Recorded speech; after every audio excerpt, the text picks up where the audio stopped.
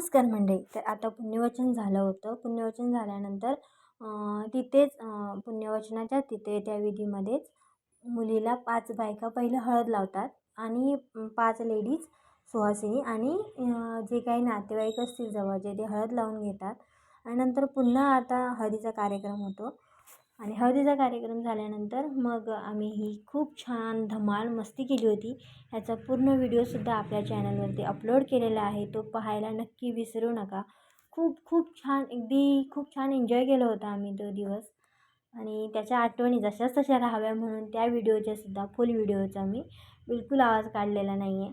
म्हणजे voice over केलेला नाही आहे. जसा ओरिजिनल आवाज आहे तसाच ठेवला आहे. तर आपला तो व्हिडिओसुद्धा नक्की बघा आणि आपल्या चॅनलला लाईक करा, शेअर करा आणि सबस्क्राईब करायलासुद्धा विसरू नका. Bye bye.